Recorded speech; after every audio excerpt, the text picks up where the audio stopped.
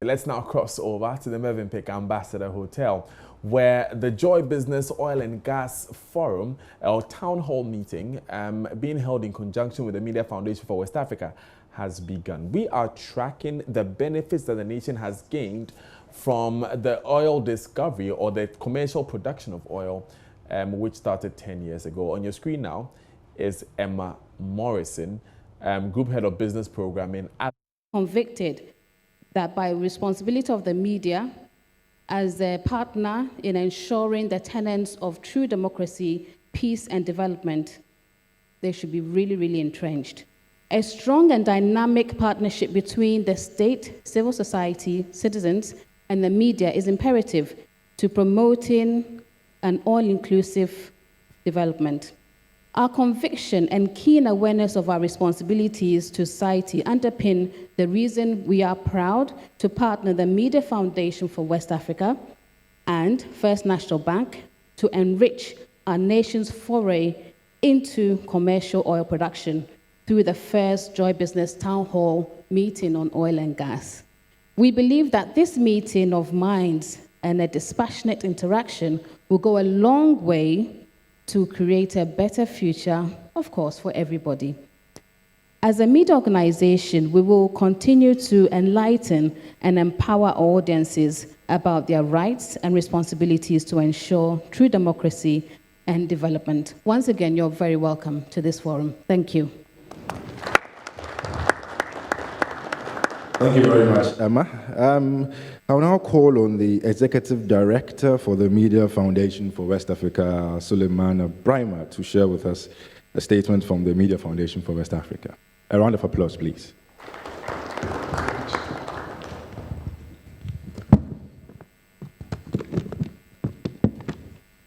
Thank you very much.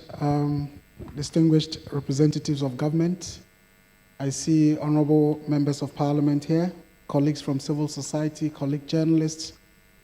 I would want to add my voice to Emma in thanking you for making time this morning to join us for this all-important conversation. As we may recall, on June 18, 2007, a big announcement was made. And I think at the time it was perhaps one of the best news that we had received as a nation, and it was about the discovery of oil. And I remember 3 great oil companies made the announcement simultaneously from 3 cities on 3 continents. At the time, Cosmos Energy announced it to the African audience from Accra. And I remember Tullow did announce it in Europe from London, and Anadarko did announce it to the North American audience from New York. Justifiably, our citizens were elated about this development, even though fully aware of how other African countries endowed with oil and gas had mismanaged their resources. Our citizens were right in being cautiously optimistic. However, President of the time, John Agyekum Kufuor, was really, really hopeful. And he said at the time that he thanks God that we've made this discovery and expected every citizen to be fully aware that the future was going to be bright. Indeed, a day after the official announcement, President Kufuor told the BBC, and I wish to quote, and here is President Kufuor speaking: "My joy is that I will go down in history as the president under whose watch oil was found to turn the economy of Ghana around for the better. Even without oil, we are doing so well. With oil as a shot in our arm, we are going to fly. Oil is money, and we need money to do the schools, the hospitals, and the roads." And in fact, at the time, touching on the pace at which we were going to develop as a country through the oil discovery, President Kufuor said, and here again I quote, we are going to really zoom as a relate. And if everything works well, in 5 years when you return to Ghana, you would see that Ghana has truly become the African tiger." Indeed, at the time, everything pointed positively. A year later, we had signed an oil for development cooperation with Norway, and we all know about the history of Norway when it comes to oil discovery. And the aspiration was that the oil discovery was going to be a cure for our troubled past and not a curse for the future. Then came commercial oil production in 2010. And 9 years on, I don't know whether we have zoomed or accelerated, as President Kufuor had hoped. I don't know whether the oil has managed to turn our economy around for the better, as President Kufuor had hoped. I'm not sure that we have managed to do the kinds of things that we hoped oil would enable us to do. But I know a number of things for sure. For example, I know for sure that we received the oil as a shot in the arm, but as a country, I doubt whether we've taxied, let alone to fly.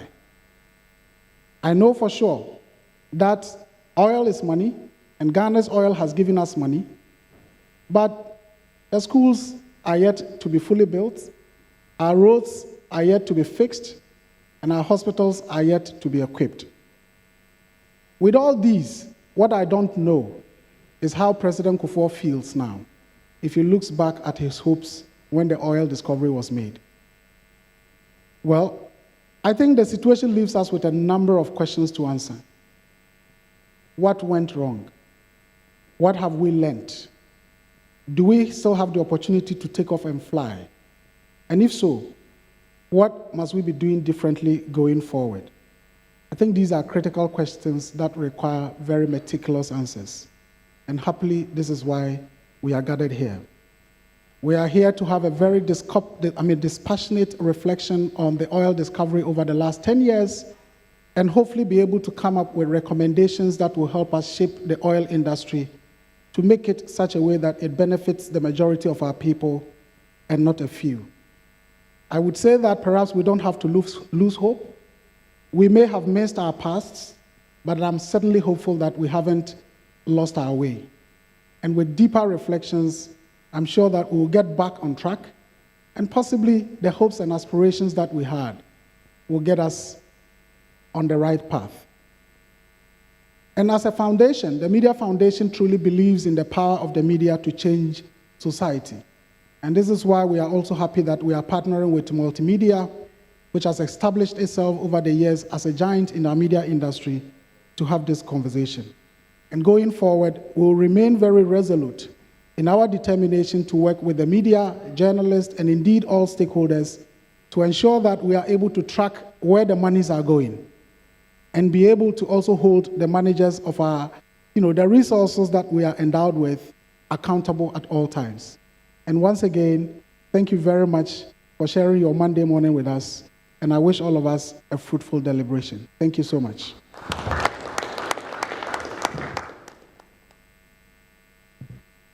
Thank you very much, Mr. Brymer, for that. And the key question we want to answer is, have we zoomed indeed? I would like to call on Mr. Nicholas Echo Dehere. He's the head of programs, Institute of Fiscal Studies. He's come to give us a brief presentation on highlights and reflections of oil production in Ghana. Mr. Dehere, kindly join us. Thank you. Round of applause, please.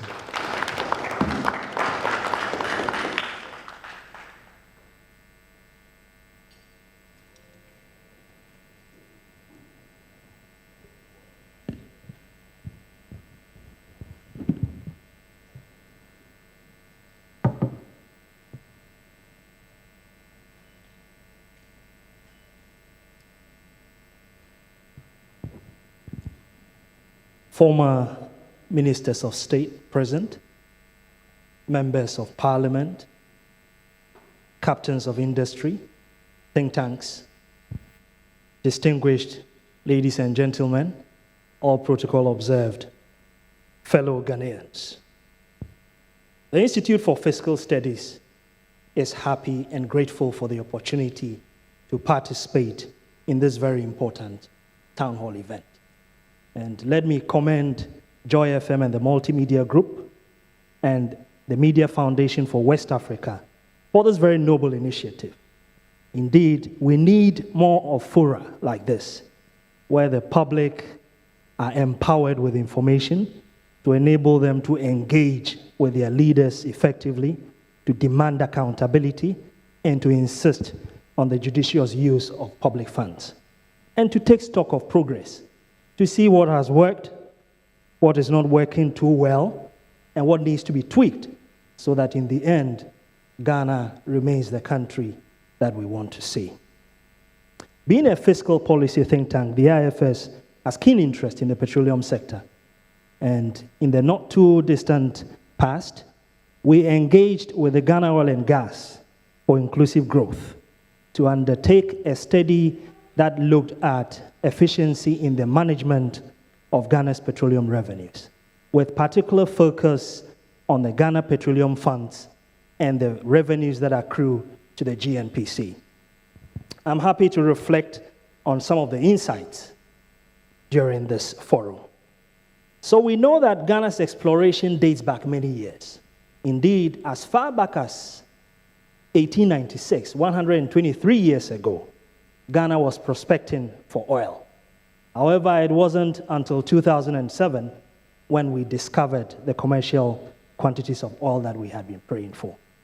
The good Lord had answered our prayers at last, and we had one more resource to add to our gold, to our cocoa, to our timber.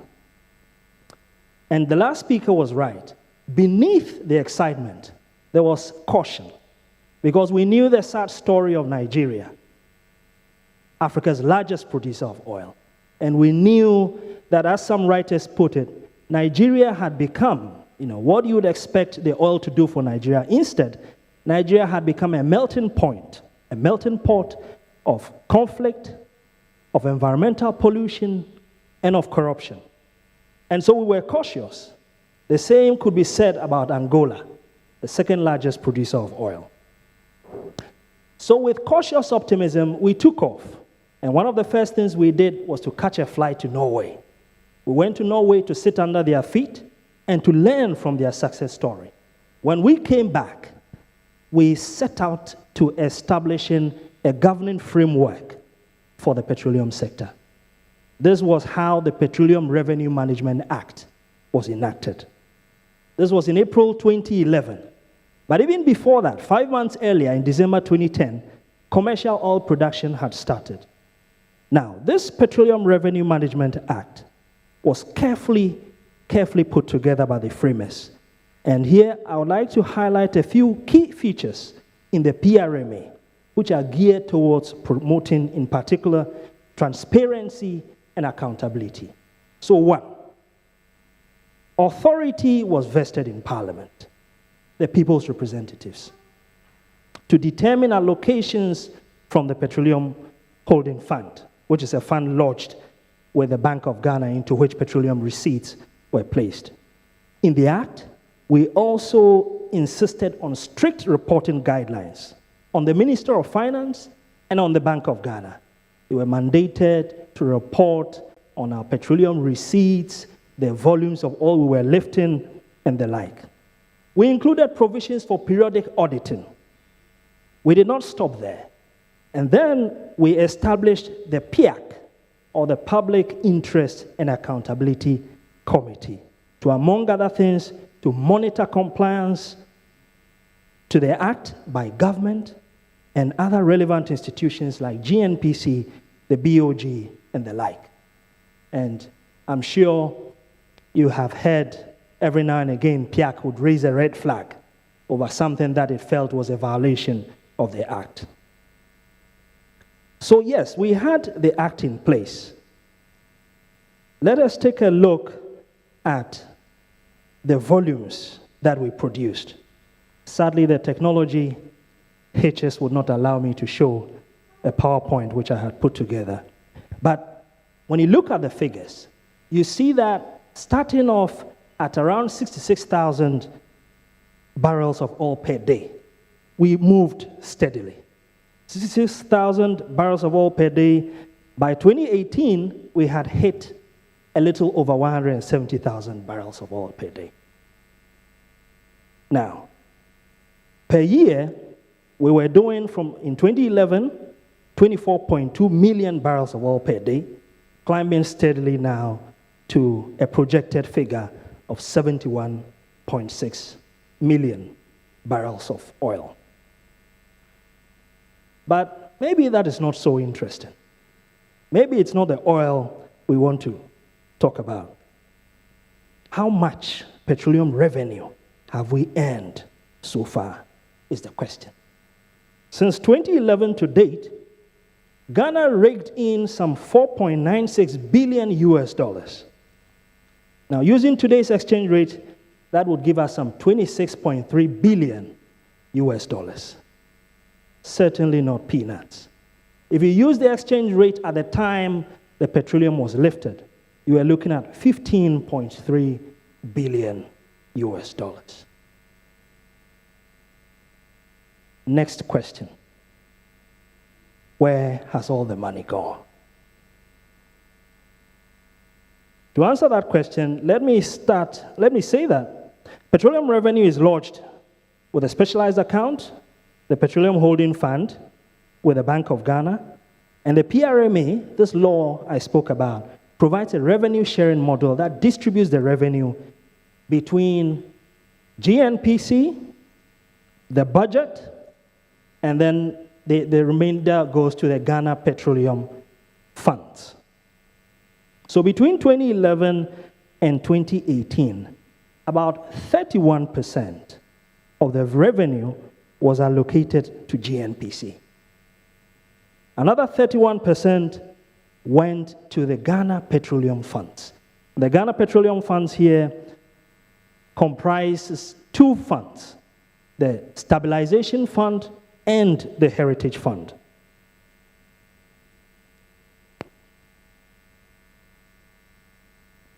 What have we spent the revenue on? Again, I have a chart that I will refer to.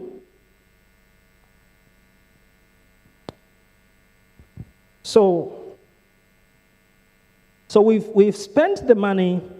There's the annual budget funding amount. And with the annual budget funding amount, this is the amount that goes to the national budget. We've spent on roads, railways, and other infrastructure, we spent about 46.0% of the amount that goes to the ABFA, the national budget. For agriculture, we've spent a paltry 11.9%. For education and capacity building, we've spent some 21.9%, about a fifth of the total. And then we've spent some on expenditure and amortization of loans for oil and gas infrastructure. That also we spent close to 20%, specifically 19.3%. Ladies and gentlemen, there are some issues to ponder. The efficiency of our spending. How efficiently have we used our petroleum revenue as a country? If you look at what we've spent through the national budget, you'll notice that we have spread the funds very thinly. So, as I mentioned, there's infrastructure, there's agriculture, there's education, there's amortization, loans, and what have you.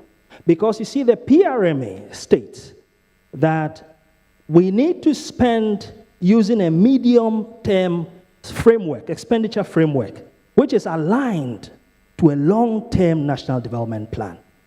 In the absence of that, then the minister is free to choose from 12 selected areas. These areas include agriculture, anything from agriculture to water to industry to environment, and a whole list.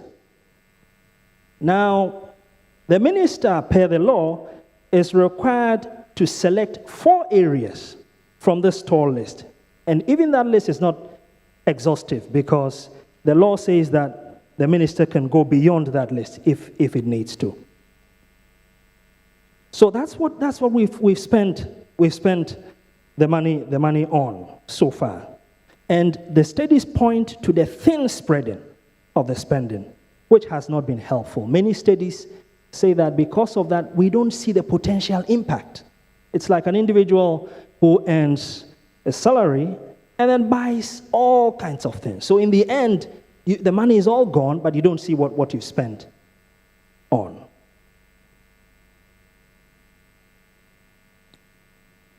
That's not the only criticism that has come regarding the ABFA. There's another observation that has been made by several organizations and study groups, and they say that the projects and activities funding by the ABFA have largely been unsatisfactory. In some cases, oil revenue has been used to build structures in the middle of nowhere. The available information on these projects are in many cases scanty, making it difficult to undertake proper monitoring. If you speak to PIAC, they are in a better position to give you more detail here. Let me turn my attention to the Ghana Petroleum Funds, which has also taken a good chunk of the money, about 31% of our petroleum revenue. Now, the Ghana Petroleum Fund is made up of the Heritage Fund and the Stabilization Fund. The Stabilization Fund, as the name implies, is meant to stabilize the budget. It's a cushion. So the Minister of Finance is clothed with the powers to take some of the money from the Stabilization Fund in times when its fiscal projections, the government's fiscal projections, are threatened. There is a bone of contention regarding that power that is given the minister. Some feel that the minister does not have the power to set, in drawing from the Stabilization Fund, the minister needs to set a ceiling on the fund. So let's say there's $200 million in the fund. The minister can say, well, I'm setting a ceiling of $250 million so that any additions that accrue to the Stabilization Fund, he or she can then cream, to the consolidated fund or to any other, the sinking fund for debt repayment. However, the challenge is that can the minister set a ceiling below what is existing in the fund? So that can the minister go to the Stabilization Fund and say, there's $250 million in there, I'm setting a ceiling of $150 so that $100 million difference can be creamed. Can the minister do that? If he can do that, then practically he can set a ceiling of $10 and cream off that whole amount. And that is an issue that has been raised in the past. And I believe that your expert panel with PIAC, they will clarify that issue for us. The Heritage Fund has some serious restrictions on it because the framers of the law thought it wise to limit, to preserve some value out of the petroleum funds. So they are preserving it for future generations. The question has been asked, though, why keep a fund for future generations when the present generation has serious needs? If we invested the Heritage Fund in infrastructure such as roads, hospitals, and schools, wouldn't the future generation benefit anyway? This question merits close examination. And it does, because if you look at the interest that we are earning on our petroleum funds and our heritage funds, on our heritage funds and stabilization funds, making the petroleum funds, the interests are quite appalling. Indeed, between 2011 and 2017, in nominal terms, average annual net interest of barely 1% were realized on the GPFs. 1%. In some years, it's negative. Now, if you juxtapose that with the cost that Ghana incurs with its borrowing from the Eurobond market, which in that same period was around 9%, then there's an issue. To put it simplistically, it's like investing money in the bank, at 1%, and then going back to that same bank and borrowing at 9%. That's an issue that needs to be looked at. Which leads me to the question of why are the interest earnings on the petroleum funds so low? One of the issues that our study uncovered was that the Investment Advisory Committee set up under the Ministry of Finance to guide the minister and to provide input into the technical decisions regarding investment of funds has been largely dysfunctional. In some periods, it's been missing entirely. That could be part of the reason why our interests on the funds are so low. However, there's a more fundamental issue, which is that the law itself, although the law is what says we should set up an investment advisory committee, the law itself undercuts and undermines the role of the investment advisory committee by prohibiting the investment into certain areas. So the law prescribes a very narrow range of qualifying instruments. So essentially, even if the IAC, the Investment Advisory Committee, was active, what it would mean is that their hands would be tied. That's an issue that needs to be looked at.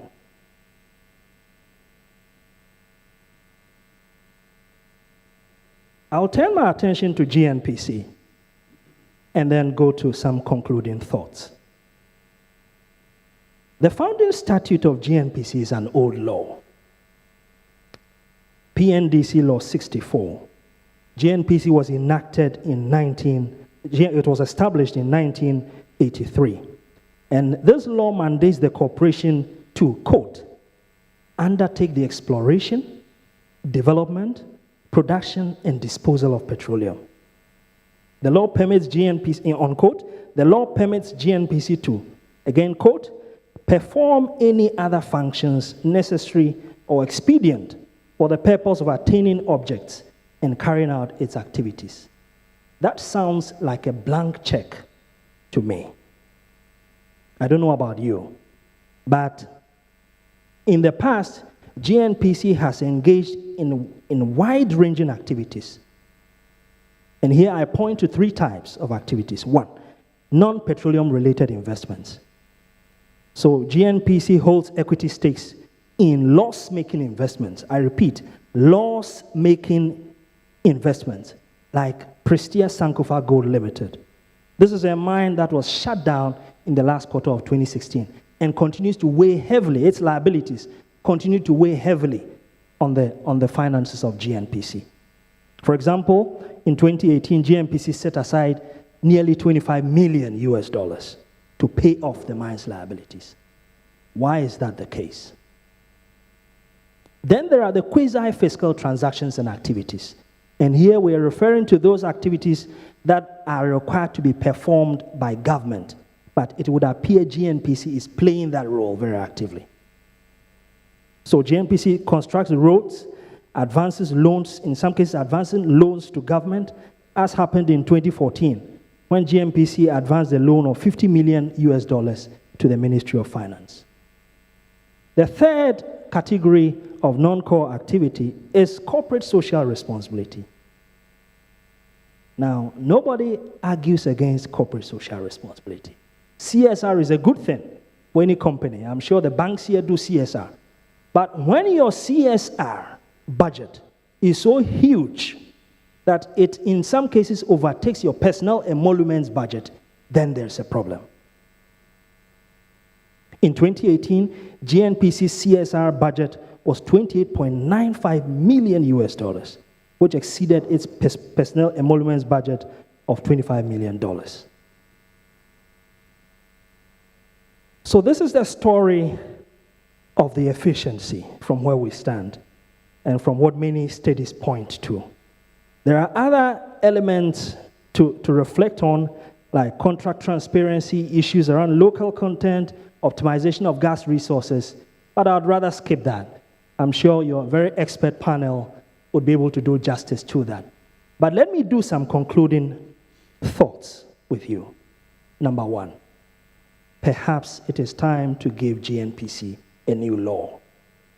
A law that makes Gnpc more focused on its mandate and curb its tendencies to engage in wide-ranging activities that detract from efficiency. Number two, we need to review the problem areas with the PRMA. We need to address the ambiguity with the setting of a ceiling on the stabilization fund, indicate guidelines for setting the ceiling, and very importantly, review those inhibitory clauses within the PRMA that impinge on the work of the Investment Advisory Committee. Finally, ladies and gentlemen, and fellow Ghanaians, oil is a finite resource. Another way of saying that is that one day oil will become like Nokia 3310. Who uses a Nokia 3310 now? It's archaic. It's gone. It's nowhere to be found. And that day will be upon us soon. In fact, studies point to the Jubilee fields being completely depleted by 2044. That's not too far off. What will a post-oil Ghana look like? What will we look at and say, this is what we did with the oil that God blessed us with? The chunk of our reserves, of our resources, as I said, we are spreading thinly. Why? Because we do not have a long-term national development plan. Why is that the case? Imagine if we had a 30-year plan for agriculture and we decided to invest, say, $2 billion in there.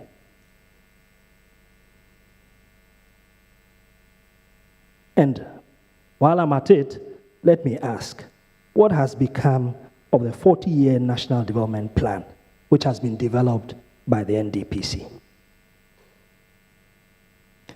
We need to remember that political party manifestos must not substitute long-term national development plan. It is time for the electorate to demand that politicians demonstrate how their manifestos align with a long-term national development plan.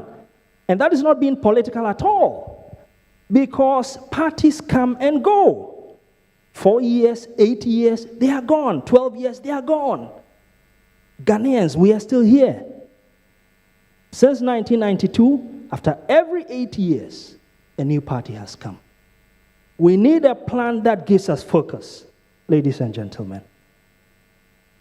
Not only is oil a finite resource, I'm afraid there's also an expiry date on it. Why do I say that? The world is slowly moving away from fossil fuels. France has recently announced plans to ban all petroleum and diesel cars by 2040.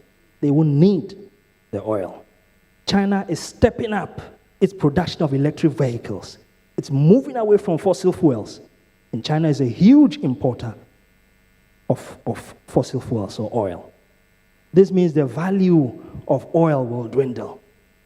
And a friend of mine shared a joke with me. He said to me, one day if the oil is meaningless, valueless, but we still have the oil, perhaps we can mix it with shea butter and use it to smear ourselves. That will be the use we put the oil to.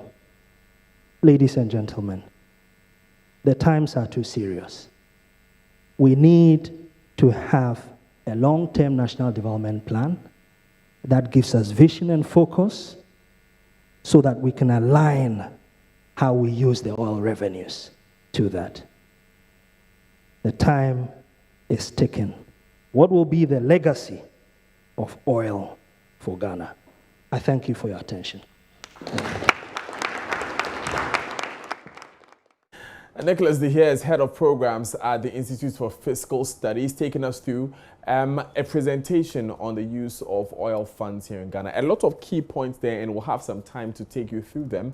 But now, though, let me hand you over to Daryl Kwao, who is with us here in studio. Daryl will be taking us through the rest of the program. Yes, Daniel. And I guess up next we'll find out where all the money went, right? Exactly. Taking back there to the Movenpick Ambassador Hotel, where we expect a panel discussion to get underway as part of the town hall meeting.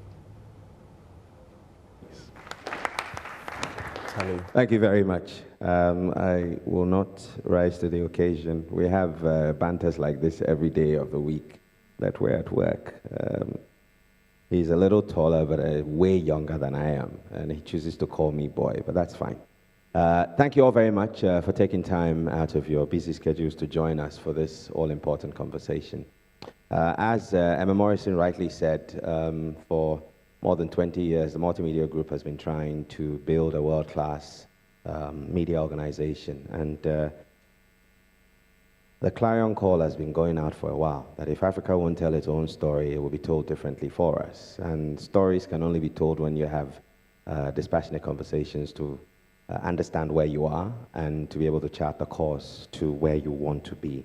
And so in that light, that's what we hope we can achieve here today. Whether we like it or not, business will mix with politics. You cannot go into the extractive industry without working with people who have political influence and power. But today, we're here to discuss where we go from here as a nation. Because when it's all said and done, the flag that puts sovereignty on this nation is called the flag of a nation we all refer to as Ghana. So whether your party has 4 alphabets in its short form, or 3 or 2, the bottom line is that it's Ghana. And we'll deal with the facts, we'll deal with understanding what the issues are, and quite a number of them were raised by Mr. De Heer. And so the conversation from here on would be, how do we remedy those highlights? And that's why you're in this room. If you look around you, you'd realize that there are quite a number of people from the key stakeholder community, experts in the business, private sector, public sector, academia, and also men and women who have shaped policy or can make policy proposals. Let me not bore you too much. I'm going to start by introducing my panel. Most of them do not need introduction. For those who are watching us on JoyNews TV now, or online, or listening to us on radio, would like to know who these gentlemen are. We did try to get balance on the podium, but we have to make do with what we have for now. There's quite a fair balance in the room. So I'll start off by saying that our first panelist is going to be joining us by Skype. He's a petroleum economist, as a political risk analyst, and he has experience in providing economic and investment analysis, as well as strategic advice and research support for projects in the global energy industry. He needs very little introduction as Dr. Theo Achampong, and he'll be joining us from his base in Scotland, where he's busy working. We dragged him away from work. So if you see his daughter in the shot somewhere, we've seen it a few times. It's okay. He's been dad and also joining the conversation.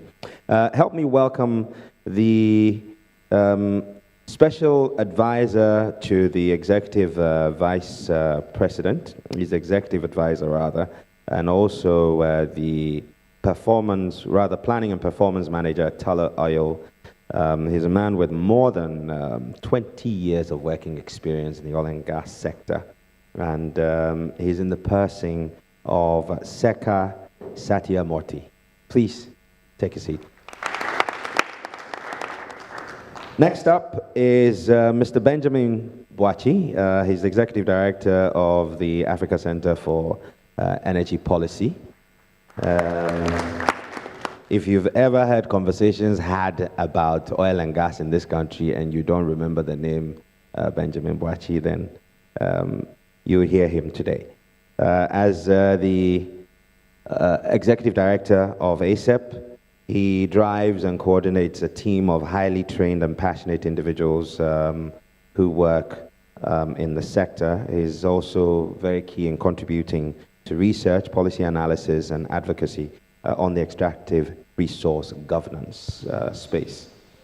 Next up is the chairman of the Public Interest and Accountability Committee, and in the person of Dr. Steve Mantiel, a policy analyst, very, very vocal and passionate about Ghana, and he joins us with a wealth of experience as well.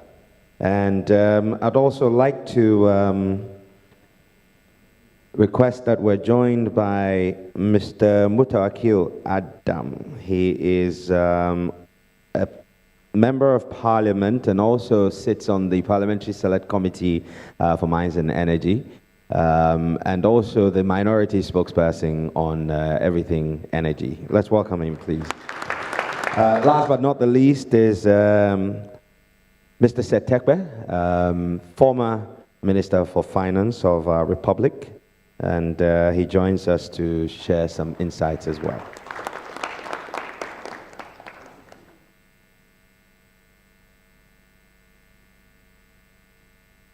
Thank you, sir. You're all very welcome. I believe there are microphones for our guests. Okay, they're being passed out now. I'd like to start off with you, Seka, and I would like you to briefly give us a sense of what it took for Tullow and the other partners to see Ghana fit for your investment. All right, thank you. Firstly, I would like to thank the Multimedia Group for inviting Tullow onto this panel. We certainly see ourselves as a technical partner and a financing partner in this entire journey of oil and gas development in Ghana. For most of you who might not know too much about Tullow Oil, we are a leading independent oil company with focus on Africa and South America. We have significant business in the area of production, development, as well as very exciting exploration portfolio globally. We certainly look for a lot of oil opportunities in Africa, and in fact, Ghana is central business here in terms of operation as well as cash flow. So the journey itself, I mean, the question around the journey and how we see Tullow and its partners, Anadarko, Cosmos, as well as Petro SA, have been in the development business of oil and gas in Ghana for more than 10 years now.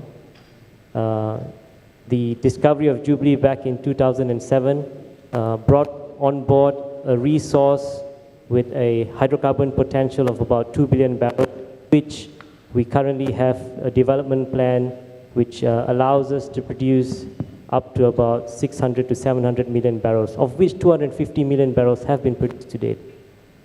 The significant resource base, in fact, globally, it is one of the largest reservoirs discovered back in 2007. So certainly, Ghana has been central to the business objectives for us, Tullow, as well as our partners here. And following on from Jubilee, then came the discovery of TEN, which comprised of 3 different reservoirs from 2009 to 2011, adding another 200 to 300 million barrels of oil resources, of which million have been produced to date. If you look at the resource we have today, we've only scratched less than half of it in the last 10 years. And there's certainly many more years of revenue generation to come for the country from this huge and immense resource base. Sitting within these 3 partners, these 3 main partners, or 4, including Petro SA, Ghana sits right on top of our asset base, and certainly a very important part of our entire business landscape. Thank you very much, Seka. And with that background and all we've heard so far, we're going to jump into the conversation. I'd like us to look at a number of issues. We've just been joined by the Deputy Minister of Energy, Dr. Amin Adam, right in front. Doc, can you let us know you're here? I was unsure about his availability, so we sacrificed his seat, but we'll see if we can make amendments and have you join us. Interesting. Where's Nana Damwa? Because you're... Never mind, we'll pick that up. Okay, interesting. All right, so Doc is here with us, which would make this conversation even more enriching.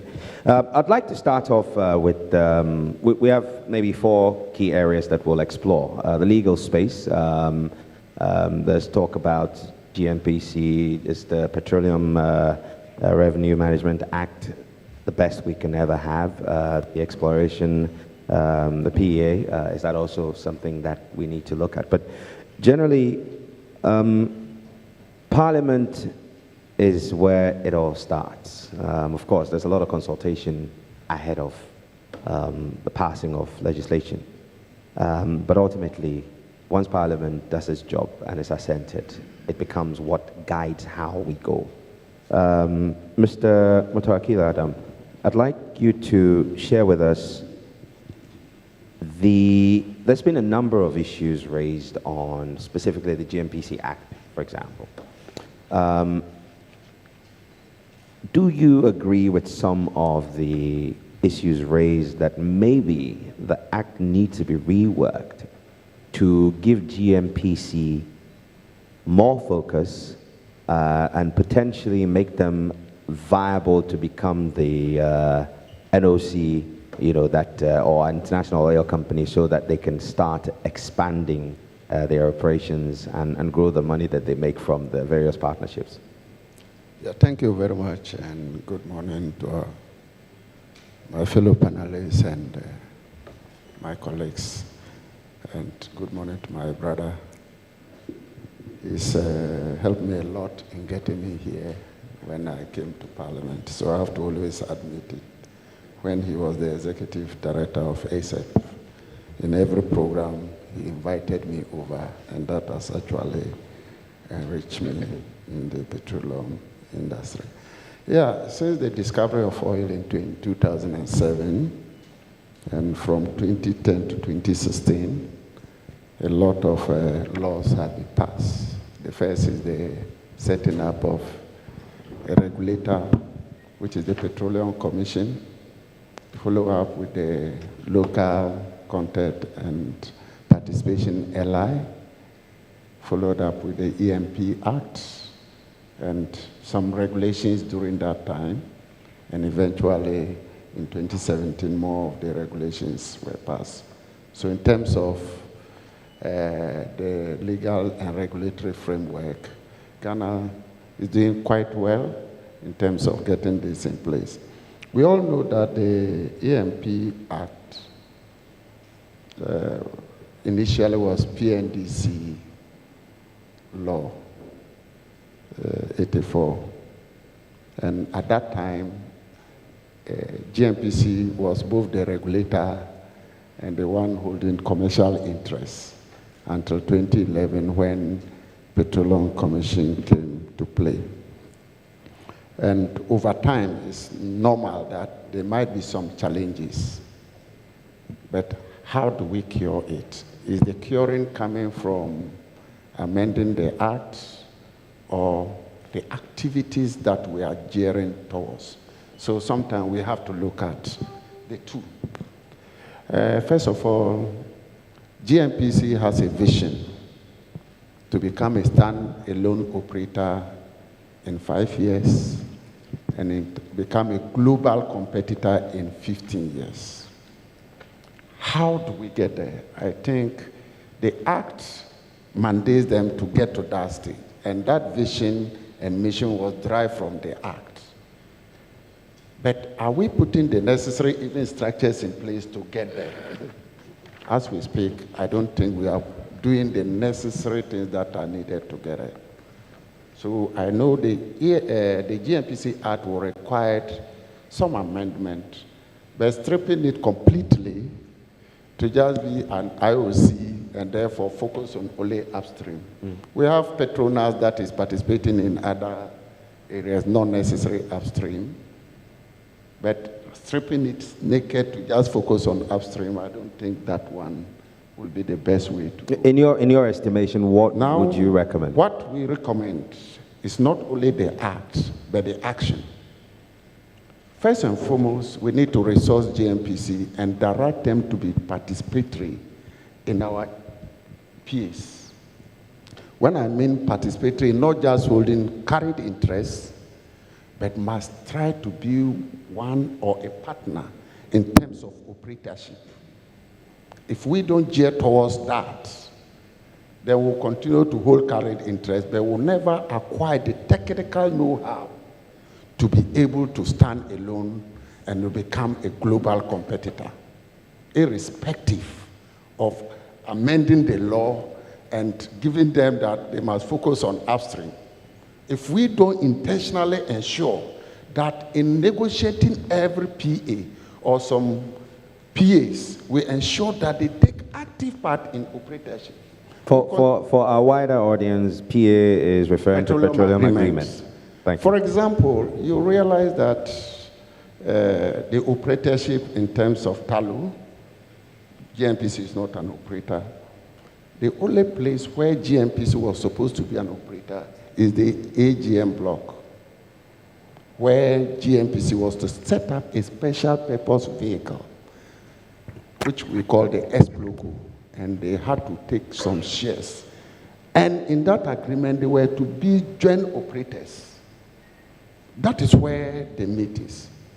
If you are not an operator and you continue to carry it, but unfortunately that has been taken off in the renegotiated agreement, and that is quite sad for Ghana. I thought that we had lost an opportunity to be able to get to where we want to be.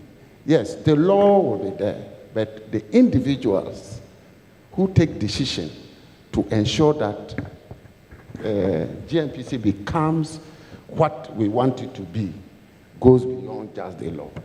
Okay. And that is my view. Thank you. Mr. Bachi, in Mr. Adams' submission, one thing stuck out clearly, that we can pass all the laws, but it takes more than just an act to get the work done. What, in your estimation, should we be looking at to ensure that beyond the legal framework, there's a clear plan that we can follow, irrespective of who's running the administration of the nation? Yeah, thank you very much, Ishra, and good morning to all of us. And thank you for inviting ASF to be part of this conversation. I think Ghana has done well so far with the laws that it has put in place, the systems that have been established to ensure that we run the oil sector more efficiently. We have revenue management law, we have a new EMP law, we set up the Petroleum Commission, we have local content regulation, which are all good and set Ghana apart from many frontier oil nations. But we must be careful not to lock ourselves into lawmaking mode and forget that, you know, the laws are supposed to achieve a certain end. So if you take GNPC's conversation, for example, some of the laws that we are making, whether it's Revenue Management or Petroleum Exploration and Production Act, they all have implication for GNPC. So you may not have a direct new law for GNPC, but they are regulated by all these new laws that are being put in place. If you have Parliament auditing the program of GNPC before they can go ahead, that provides an avenue for us to set the agenda for GNPC, to direct them where they should go. It's not really about boxing them into the law, because the industry is very fluid and is evolving. You can't determine what is going to happen in the next 2-3 years. So the flexibility is always important. But how accountable you are to that flexibility is what we perhaps should be looking at. How do we ensure that once that decision is taken to either invest directly in the oil business or out of the oil business for GNPC, it is informed by critical analysis and it is informed by decision that the policymakers can hold GNPC accountable to. And I think that is where the conversation should be tilting towards, so that we are not seeing the laws as an end in themselves, but ensuring that ultimately we are generating benefits that improve lives. We are generating benefits that ensure that the country can progress. And I think that is where I think we should be headed. The laws that have been put in place, revenue management law, I don't think the law has defects. We can still question the implementation of these laws. I had my brother present brilliantly about how we have implemented the laws. And a lot of the challenges can be dealt with conversations like this. How do we periodically assess how we're performing as a country, and how do we, through policy and engagement, shape the direction we're going as a people? If you're looking at investment, how do you invest the oil revenues to generate the returns that, you know, the country is actually looking to get from the investment of oil revenues. Those are the critical things that we should be looking at. We talked about discretion for the Minister of Finance to decide priority areas where revenue should be invested. The problem is really not the discretion that is given to the Finance Minister, but how are those discretion arrived at? How consultative that process can be? How do you engage people in determining what the future of the country should look like and what projects actually activate and unlock the potential of the country? Those are the conversations to really have. So that the minister looks at those conversations and say, okay, this is what the people want the money to go into, and therefore that is what we're actually going to do. You mentioned two things, which is one, the flexibility of application of the rules and the laws, especially as far as the PRMA is concerned. Mr. Setekwe has had the opportunity of occupying a position that allowed him that discretion and the flexibility. Mr. Tekwe, what goes into deciding what would be your priority areas as allowed under the PRMA, the Petroleum Revenue Management Act? Yeah, thank you very much. And let me say that on the question of discretion, the discretion is highly prescribed. The Minister for Finance cannot exercise any discretion without the approval of Parliament and Cabinet. So one, on the priority areas is a Cabinet decision that must go to Parliament and approved by Parliament. And if, in my experience, we repeated it, and even when we were repeating the sectors for the priority areas, it had to be approved by Parliament. And you will recall that in 2017, when the current administration had to change the priority sectors, it had to be approved by resolution of Parliament as part of the first part of the budget, the economic statements, for government, which must be approved by Parliament. When you cap the stabilization fund, which we channeled into the sinking fund for debt management, in fact, when you cap the stabilization fund, the law is very clear. It can be used for only debt management and the contingency fund under the Constitution. So you can cap it. The capping itself has to be approved by Parliament, but then the use is already in the law. It's in two areas. So let me say that we should not overstretch the discretion, of the Minister for Finance, because the law is we have a law that makes sure that discretion. The other area in which a discretion was amended and allowed, if I may, was in 2015, when the crude oil prices dropped. After a budget of $99 was submitted to Parliament, that's the average for 7 years. And yesterday we saw crude oil prices drop to sub-40s, and we went to Parliament. It became clear that despite the caution to use 7 years to calculate the benchmark, which is calculated by a consultant, right, not the Ministry of Finance, of course, with the approval of, we could still go wrong.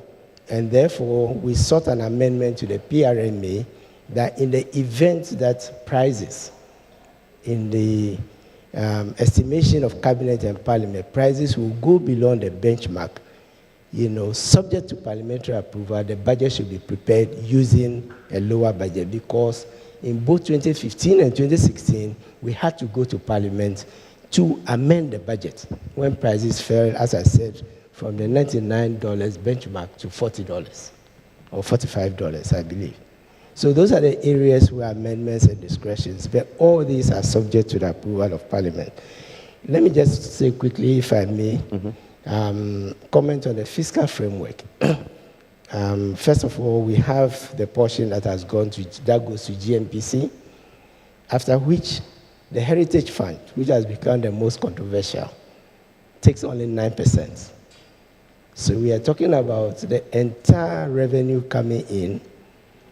The savings element for the nation is 9% after the allocation to Gnpc has been made, which we have been told is about 30%. So I think we should also, and when the lead presenter, spoke about oil revenue going into risky investments, that should be a tale of caution.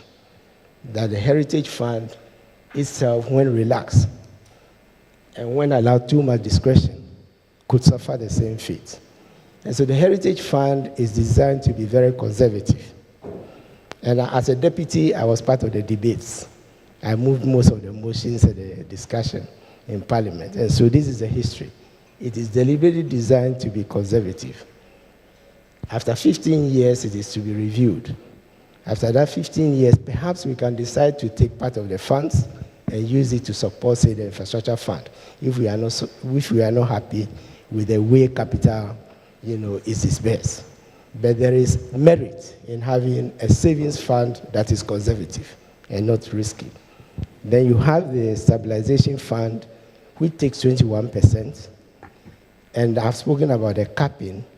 And after the cap, because it must be used for debt management and for the contingency fund, which was set up for the first time in 2015 after the cap, since the Constitution mandated it in 1992, and which first use was actually when the fire, and flooding took place, at the Kwame Nkrumah cycle. That was the first use of it. So here, again, it is prescribed.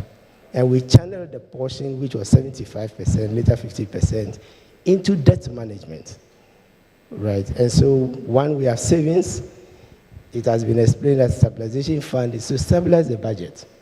In fact, the first time we used the stabilization fund was when oil prices dropped to $45, and we took 250 million Ghana cedis to support the budget, which prevented more austerity, even though. So there is again merit in having a stabilization fund to stabilize the budget. As we speak today, a recession is predicted. And when the recession hits and global demand is affected and affects our commodity prices, God forbid, hopefully with 3 oil fields, we would have more reserves now to support the budget and not go into too much austerity. And then the last element is the ABFA, which is 70%, 9 plus 21, 30, 70 after Gnpc. And the 70 of the 70 must go into infrastructure. And that is a portion which is dispersed, said to be dispersed. Now, the truth is that the ABFA capital portion has come to be a substitute for the capital budget, which has been squeezed over the years because of wage demands, high interest payments. And so it is regulated more or less and allocated by Parliament as though it was a capital budget. Now, if we want significant projects to be done, then it's the ABFA that must be examined. And that is why we set up the Ghana Infrastructure Investment Fund to take a portion of the ABFA, a portion of ordinary revenue, which is 15%, 2.5% of the of VAT. So the petroleum revenue plus VAT plus borrowing, to set it up for substantive commercial infrastructure. So that you can have a portion of the ABFA going into budget. Small can be beautiful and small can be efficient. And small can make an impact, say in the rural areas, where they need schools, we need access roads and the rest. But there is merit in saying that we should also use the oil revenue for substantive projects. And that is why the first investment by the Infrastructure Fund was made in Terminal 3. Terminal 3 is part owner, GIF is part, and the second investment was to be in the Airport City 2. And that was to be for self-financing projects. The Infrastructure Fund, if you look at the law, for substantive projects with positive rate of return. And so I would think that when it comes in for review, then we should look at that element and then maybe make sure that allocation to the Infrastructure Fund is made if we want part of the oil revenue to go into substantive projects. That's the rationale. So in sum, you can see that the PRMA was designed with a balance, because oil revenue is also not just about, big major infrastructure. It is to make impact, and therefore the 30% of the 70% goes into recurrent, and even that it goes into non-wage, it goes into other substantive. So, we can come back to it, later on. The one missing piece is the PRMA regulations, which will sort out some of the details, which has been drafted but has still not gone to Parliament, for approval. I think I would need the regulations, just as the PFMA regulations and others have been passed. So. All right. That's. I will come to a number of points you raised. There was a moment where Dr. Mantiel was smiling. I'm sure he has some rebuttals and some ideas on some of them. But I would go across the water by technology to bring in Theo Achampon, who's joining us on Skype. Theo, there might be a little delay, but you're welcome to the conversation, and I would like you to wade in on a couple of things that Mr. Tekpe raised. The examples of prudent investment as far as oil revenue is concerned. One that comes to mind anytime you talk about this is Norway's ability to have grown a sovereign fund of more than $1 trillion in the same amount of time that we've been in the game. But the indices are different, but the principle is what we want to explore. In your estimation, the flexibility that exists between cabinet decision going for parliamentary approval before application, where do we make our investment of the oil revenue and the funds better going forward?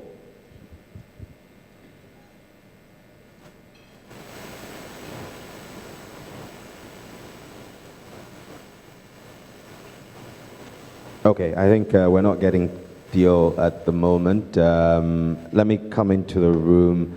Dr. Adam, I'll be coming to you in a moment. It's a round table. This is a campfire conversation. Everybody gets a chance to speak. So, hi, is that Theo? Yes, I think I'm connected now. Can you hear me? Yes, we can hear you now. Okay. Did you get the question? Yes, about the kind of investment and the fiscal framework. I just really have some really quick thoughts on it, because I think you have the panel and then the audience, may throw a bit more light. But I think that, generally we've been quite good in terms of passing laws and regulations. So over the period, yes, quite a number of these laws have been passed, which have helped to make the industry relatively better. But of course, there are always things to consider going forward. So the 3 or 4 quick points that I just wanted to make, one of which is on the fiscal framework, is around the efficiency of spending, and efficiency of spending vis-a-vis Gnpc, and then efficiency of spending vis-a-vis the budget itself relative to the ABFA and then the stabilization, fund. I'm actually involved doing a bit of work now, which is benchmarking Gnpc's, operational and financial effectiveness across the board with 4 different, national oil companies. So we're comparing Gnpc, Petrobras, Sonangol, Petronas, and NNPC on a number of indicators, using their financial statement over the last 5 to 7 years. And what we are finding in terms of the preliminary outcomes is that Gnpc actually lags, behind quite a bit when it comes to things like, return on asset, return on equity, and even, how the money is being spent, by the corporation overall. So we're saying about 32% of the receipts that we've got year to date, which is roughly about 1.5 billion, is what has been allocated to Gnpc from petroleum revenues. And the fundamental question, I think, beyond even the enabling act in the PNDC law 883, which set up Gnpc, is how efficient have these spendings, been over the period. And this little research that myself I'm leading with some others really doesn't, give a lot of positive outcomes. And I think some changes may have to be done, going forward. But the changes is more to do with, I suppose, the political economy itself. So, for example, Gnpc, you said at some point had even become more or less a quasi-fiscal institution and was being used as a cash cow, quote, of the government. And if we don't address those things and basically ring-fence Gnpc's operations and allow the technical decision-making to be done devoid of the usual politicking, I'm sure we'll be here 10 years down the line and be discussing, the same issues. So that's my first kind of major point. The second major point is on the budget itself and the things to do with the ABFA and then the stabilization fund. I'll leave the ABFA bit for Steve and others to do justice to it because they're more, in tune with the issues. But on the stabilization fund, what I find curious is this. Yes, we have the laws, that allow to move funds from the stabilization into contingency or the sinking fund. But my worry, just, observing again the political economy is this, that the political class or the decision makers could actually use that as a subtext to actually go and borrow. So whereas the PRMS says that you cannot go and borrow against, petroleum revenues, if on the other hand, you can actually move money from the stabilization fund and then use that to repay, debt, etc., then when, periods can become quite difficult, or if the government is, kind of like an expansionary mode, there is always that temptation, to use that back route to actually go and borrow. And then, of course, you can make the legal argument that says that you are entitled or have the means to do that. We have seen elements of that develop over the last, 5 to 7 years, and I hope we can, plug some of those loopholes going forward. I have just 2 minor points just to make on what I think we can also do better around development of linkages and local content. But I just wanted to finish on a 4th point on what we can do, I think, to even increase production and then increase the revenue base. What I would like to see coming from government and then coming from the ministry is, a clear cut of strategic drivers. So, for example, what I want to see is, what is our exploration strategy for the next 5 to 10 years? How are we identifying, the data gaps, data availability, and make sure that all the basins that we have in Ghana, including the Votean Basin that work is going on, we have, data for that. I would want to see an asset stewardship strategy that is really focused on improving production efficiency and then, the recovery rates of the hydrocarbons in the reservoir. I would want to see an infrastructure strategy that is linked to, this hub-based concept. So there are a number of small stranded fields currently in Ghana, and it will be nice to link them up, and bring these marginal fields to market. And to do that, you would have to address third-party access to infrastructure, etc. There's work to be done on local content, on SME building, capacity building, and then also even building up the public institutions that are responsible for managing, the sector. And the 2 last points on increasing production is the overall regulatory and investment, environment. I consider that a lot of work is being done in terms of identifying the gaps in the regulatory regime, especially when it comes to the alignment of, institutional mandate. But I think we need to double up our effort on that when it comes to things like, the gas sector.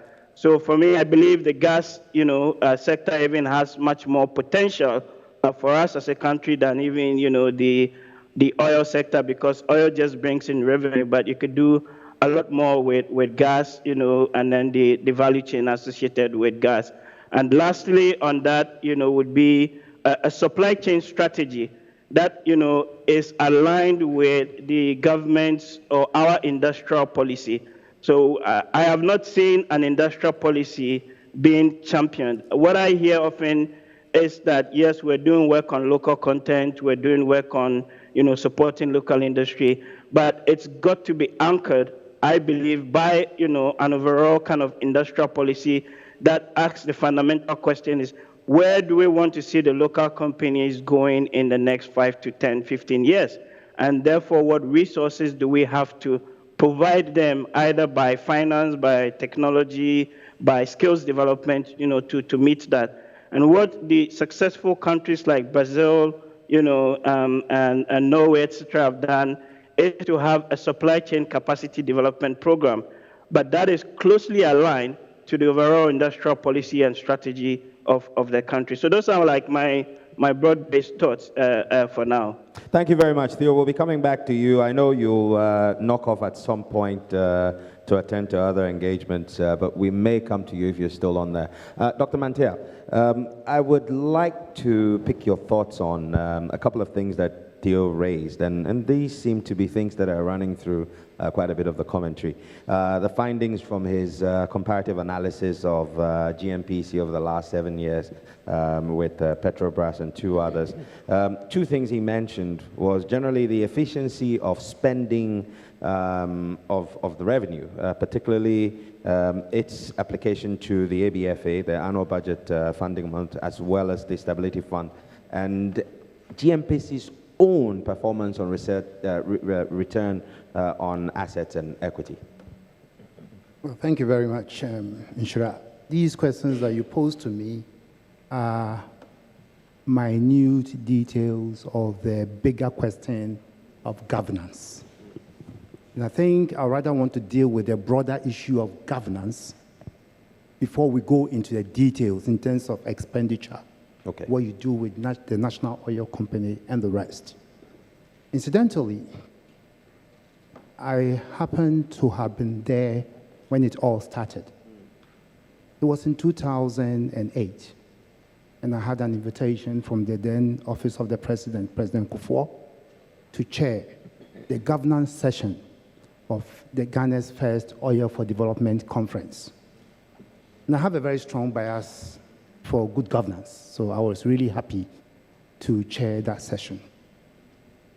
I came to the conference very much aware that this country has lived dangerously with mining. You see, the first thing a country does when it discovers a vital resource such as gold or oil is first to be able to form the national vision. The vision as to what role you expect that resource to play in your broader national economy. Having agreed on the national vision, you take a step back and then formulate the policies that will help you to achieve that national vision. From the policies, then you develop your laws. It is the laws that will operationalize those policy objectives. So, for instance, in the mining sector, if we had a policy that envisaged an integrated gold sector, the laws that you pass will prohibit the export of raw gold or gold bars. And so, therefore, you have to add value to your gold before you export them. That's the law you will pass. When you do that, you will be creating jobs for your people, you will be adding value to your gold exports, and creating additional revenue to finance your national development through the taxes that the personal income taxes that the workers will pay and the corporate income taxes that the companies adding value to your mineral will pay. That's the kind of thing that every country that discovers a natural resource does. In the mining sector, we never really had a vision. In fact, it wasn't until 2014 that we passed a national mineral and mining policy. Meanwhile, we have had a law way back in 2006, Act 703. That is an aberration, an illogical sequencing of the governance framework. The policy should have been adopted first, and then you step back and look at what laws you need to operationalize the policy objectives. So going into the oil sector, I expected a shift. I thought we would have learned our lessons. And indeed, we learned some lessons. So the then President, Kufuor, started with a national conversation on what we want oil to do for this country at Gnpc. That's the 2008 Oil for Development Conference. Then from there, we began developing the policies and then the laws. Unfortunately for us, in 2009, we went through a political transition. And again, this speaks volumes of the nature of our political settlement and how it sets us back sometimes as a country. Because there's so much mistrust. Look, first and foremost, the whole process of putting together the governance framework were engineered from the office of the president then, when you have a Ministry of Energy. So when we went through a political, and that was, I think, chaired by Dr. Chinwe Hesse, with the support of Professor Apiedu.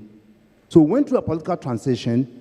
The new government came into office. There's not much institutional memory within the Ministry of Energy, because they played a subservient role to the machinery that was established at the presidency to lead the process of developing the framework. And so it took some time before the new government got a handle on where the previous government had left off. Of course, there would have been handing over notes, but you know, again, the political mistrust. And so I recall some of the elements of the government trying to find out from NGOs and some of the people who have been close to the process what the issues were. Meanwhile, the partners had borrowed money to finance the operations.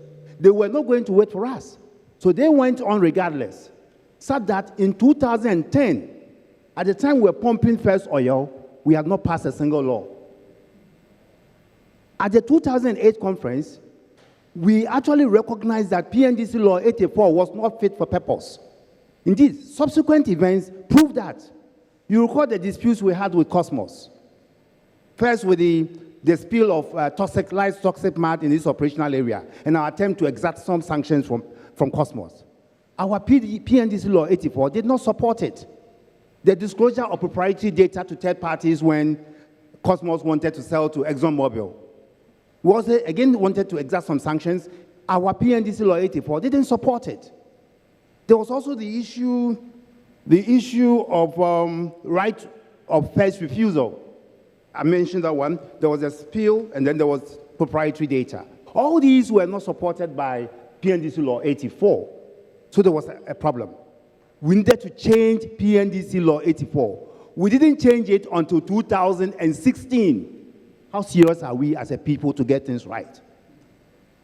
So we started with it, and as at 2010, we were pumping first oil, nothing had happened. It was in 2011 that we passed our first law, which was the Petroleum Revenue Management Act. Again, an illogical sequencing, because it's the production that defines the revenue. So the first law amended PNDC Law 84, which we deemed defective, before touching the PRMA.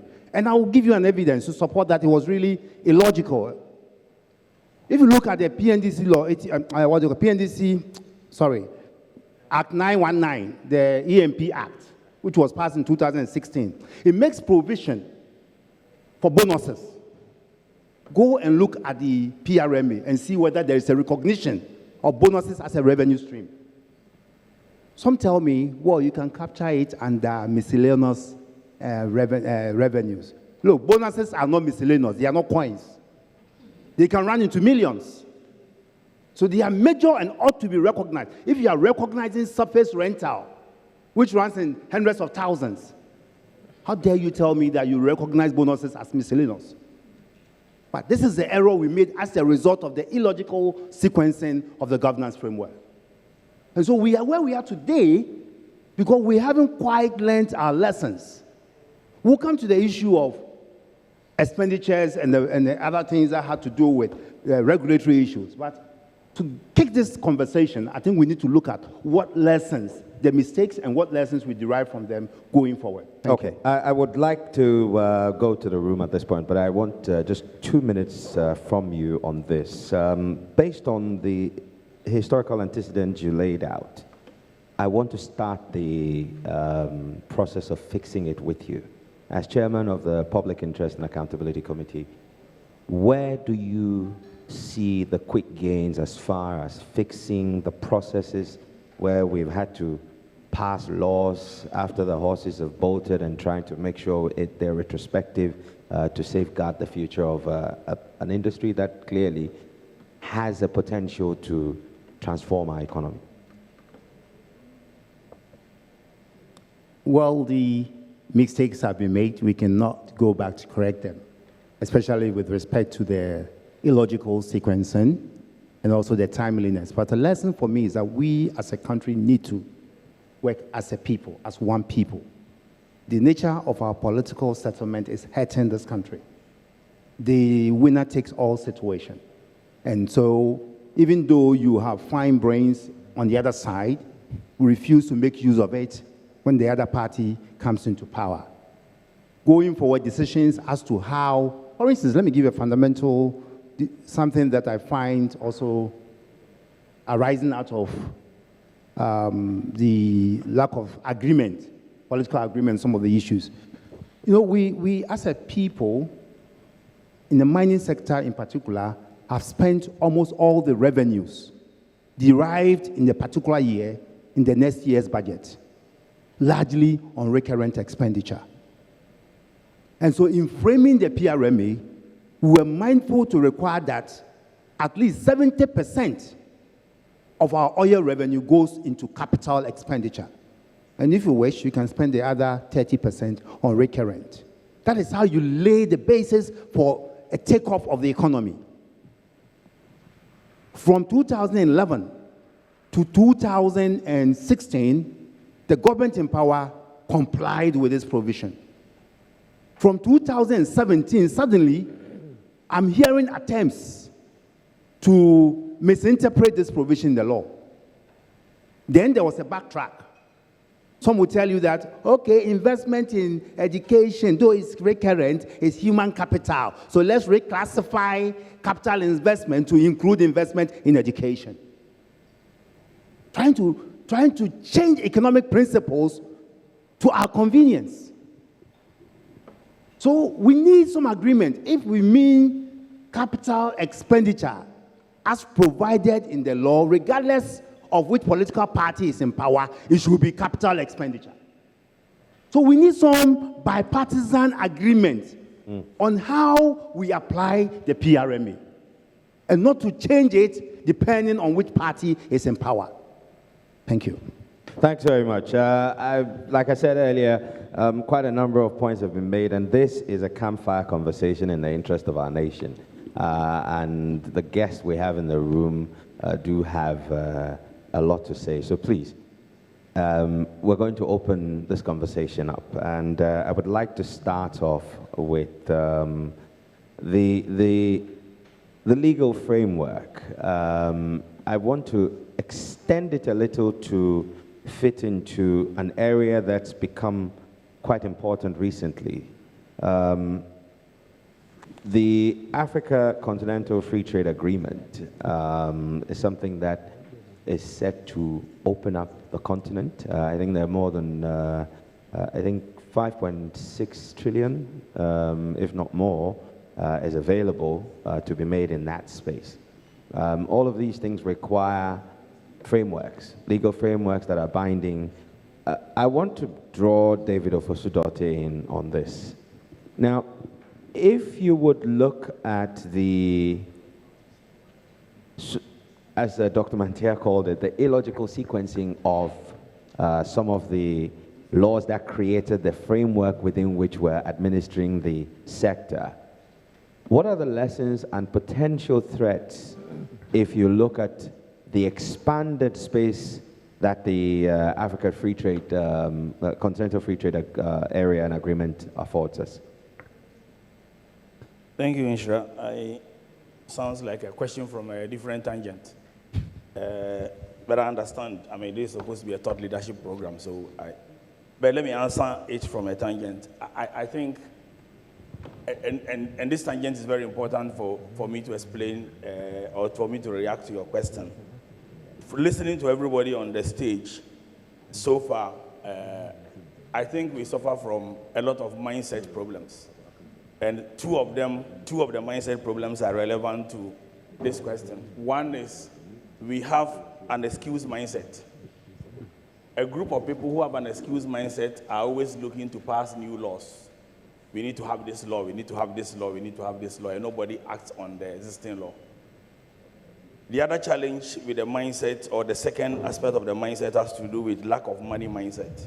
So if you look at all the things we've been discussing, is PRMA, ABFA, how it is managed, how the money has been used, how 28 million went into CSR as against 25 million on emoluments, etc. It's always money, money, money. What I have not heard is what is our oil and gas strategy. Clearly, that is missing, and we are talking about going forward. That is what we ought to be looking at. Now, why is that relevant to the question? A proper thinking mindset will let you have a good idea of what the Africa Free Trade Agreement is, which is the question you are asking. And I think it's unfortunate that I heard a quote that was made by President Kufuor that the oil find was a shot in the arm. It's part of the money mentality. So you believe that we are going to generate money, we are going to build schools, etc. Of course, we haven't realized that. It's the same approach we have to take when we are looking at the Africa Free Trade Agreement.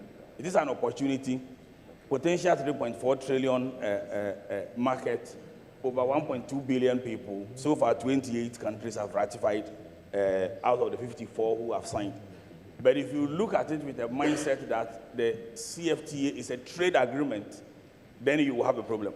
If you look at it that it's a transformation agreement, it will lead you to a different conclusion. And let me explain why. If you look at the CFTA itself, is part of the AU Agenda 2063. Out of it, there are 14 priority actions, and 2 are relevant to this discussion. The second priority is the commodity strategy. That Africa is supposed to have a commodity strategy, which focuses on value addition to commodities. So you will see that you go back to that, and if you want to take advantage of the commodity strategy, then you will be looking at what you do with oil and gas. And that's when you start talking about the gas component, how you move natural gas to methane, to secondary derivatives, to tertiary derivatives, and end-use outcomes like plastics, fiber, etc. Then you go back to all that Dr. Mantia was talking about, value add and stimulating the economy. So that's one way to look at it. But if you come to the third priority action, which is the CFTA itself, you will realize that the CFTA itself has got enablers, one of which is value addition again. The second of which is quite important, is cheap power to industry. So with an appropriate oil and gas strategy, you may realize that if you use gas as a way to generate power, among other things, we have already talked about the derivatives, then you will be making Ghana a power hub that enables us to be in a position to be able to get 2 key things. One, produce power, because we do have hydro as well. And a country that has got both hydro and gas, which cannot drop its power tariff, is quite amazing. It means we have a thinking problem. Because with these 2, you should be able to drop power tariff to industry in particular to 5 cents or below per kilowatt hour. Today in Ethiopia, we just damming the Nile, the power is not purchased, and by law, it's not more than 5 cents, more than 6 cents in Ethiopia per kilowatt hour to industry. Now we are doing 15 now, even with having dealt with that's where the capacity charge recently that the government did. The capacity charge to industry is now off. So it reduces the power to industry tariff. But we are still doing around 14, 15. At that, you are producing at 3 times the cost of any of your competitors. Now, you cannot industrialize or add value if you are buying power at that rate. And on the average industry, 30% of your cost build-up is from power. So already you are at a disadvantage. So if you have a CFTA, which is an opportunity, 1.2 billion, a 3.4 trillion market, the headquarters will be located here. But if you don't have industries that can add value, because there is a power challenge, and because you are not taking advantage of an oil and gas strategy that focuses on converting oil and gas to value addition and taking part of the the commodity, and 2, using it as a power strategy to power industries to add value, then really you won't get the advantage. So this is what we ought to be looking at in addition to the money issue. Thank you very much. And I think that it's important because quite a number of the things you've talked about fed into one of the suggestions that Theo made about him wanting to see us having some type of a strategy that feeds into the hub concept. And this is a key. Thanks very much, David. I'm going to drag Dr. Amin into this conversation right now. And you've heard the panel. As reluctant as you are to speak, at this point, let me bully you into responding to a few things. This is a campfire conversation. At the end of the day, whether we are of one party or the other, there's still going to be one Ghana.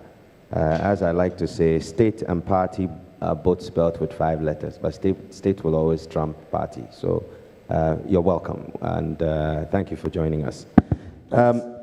So a number of things have been said. At the end of the day, there are issues about the framework within which we're harnessing the potential of the sector, that recommendations have been made we need to fix. Issues about how we're spending the money, there's Gnpc issues. I'd like to take your thoughts on whichever 3 you feel you can go on, and then we'll continue the conversation. After that, please, just put up your hand if you have a contribution to make, and we'll come to you. So, Dr. Amin, over to you. Well, I mean, thank you for the opportunity, and I appreciate so much the value added to this discussion by very distinguished panelists. I said I wanted to sit down and listen to them because I know them very well, and I know how knowledgeable they are about the industry. And as a government, we want to take on board the suggestions and views of the citizens of this country to enable us manage these resources better and for the benefit of our people. And so I do recognize the historical perspective and all the things about our laws that have been said, and I do not intend commenting on them. What I'd like to do is tell us what is wrong with our industry and how do we move it forward.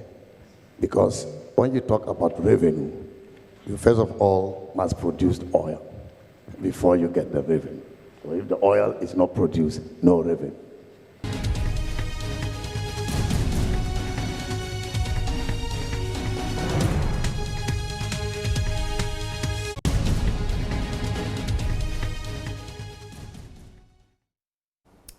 You're watching JoyNews, our live coverage of the JoyBusiness Town Hall meeting on the oil and gas industry. Interesting submissions being made by the Deputy Minister of Energy there before we lost that feed. But we are going to try to re-establish contact with them and bring you the rest of the program. But just to sum up what has been happening so far, so the discussion really has centered on how effectively we can utilize our oil revenue. Discussions on how we can utilize the stabilization fund as well as the heritage fund. We've been talking about what strategies we can adopt to also improve upon oil production, and there were also calls for more focus on the gas sector. It appears that the focus has been largely on oil production. We heard there from the oil economist Theo Champong on how we can also turn attention and focus more on gas production because we can use gas for so many things. So that's the panel discussion that has been going on at the JoyBusiness Oil and Gas Forum. I'm told that we can go back to Movenpick Ambassador Hotel where the program is ongoing. I'm not saying that the entire laws are bad, but there certainly are sections in our laws that constrain exploration. For example, you have a law which says that when an oil company is producing oil from a development and production area, and then they find that there is potential in the very area where they are producing, because their exploration period has ended, that company cannot do further exploration to bring out the potential that is located in the very area where they are producing. If they have to do that, then they have to go for a new petroleum agreement. That requires further negotiations, that requires cabinet approval, that requires parliamentary approval. Yet you are depleting your reserves, and you are not making the kind of new discoveries that you need to replace the reserves. That is one. Number two, the level of exploration hasn't been good because And I'll give you an example. Between 2013 and 2016, 14 oil blocks and the operators were to drill 14 exploration wells. And they were to spend $890 million. That was the financial commitment. But throughout that period, not a single well was drilled. And the money spent was just $95 million. That was about 10% of what they were supposed to spend. Therefore, the exploration you expected, the investment you expected in exploration didn't take place. What in your estimation was the reason why only 95 was spent? There are so many reasons you can attribute to this. Okay. Number one, and because I'm a minister, I do not want to put companies in very difficult situations. No, let's talk about the facts and Steve and others can talk about it. But I will not, put my company. I think from Ghana's perspective, what did we do and what could we do to ensure that when you have an opportunity that could be exploring 14 wells, you don't walk away with none drilled? I said there are several reasons. One reason is money. The companies that you give the contracts to do not have the money. They have to go and look for money. But when most of the companies... So the financial muscle yes. Locally? Yes. When some of the companies are new companies, have no track record, going out to raise the money also becomes difficult. Because no financial institution is going to put money behind a company without track record. And don't forget, exploration is risky. It's a risky venture. You throw in $100 million US in exploring a well, to drill a well, and then you find nothing. And you have to bear the entire risk. And so when you don't have the money, that tells you that in awarding the contracts to companies, due diligence, especially to establish the capacity of the company, is very, very important. If you don't do that, then you may find yourself in this situation. And so if we want oil money, we must invest in exploration. And I'm saying that some of the provisions in our legislation do not allow that. The second issue has to do with data. Data is not sufficient. And where we even have data, the quality of the data is poor. And so if you don't improve on that data, the quality of that data, or acquire new quality data, you are also likely not to see exploration.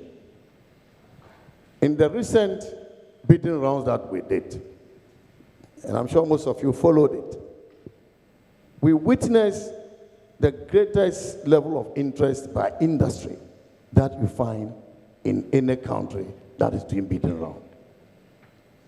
But when it came to actually bidding, the interest was gone. Now we have done a survey talking to all the companies that showed interest and those that did not. Why did they not bid? Why they declined to bid? One reason, most of the companies said their acreage strategy has changed. They are looking for bigger acreages. And the size of the acreage we're given was smaller acreages. Tylo is one example that told us this. Cosmos is another example. Exxon is another example. Even PP and CNOOC. The second reason they gave, no sufficient data. Again, coming back to the data quality. And the reason you don't have that data was because historically, we were given 3-tier contracts to companies, where the company that got a petroleum agreement has to do the data, do the exploration, do the development and production. But the new law, Act 919, has tried to help us address this by introducing reconnaissance licensing, which focuses on data acquisition. And so today we are doing more data acquisition. We are also trying to attract more investments in exploration so that we solve these two problems. If we solve these two problems and increase exploration, then we may be able to increase discoveries. We can produce more, and then we can be able to get the money that we need to invest in our people. Thank you very much, Doc. I observed a couple of shuffle of feet and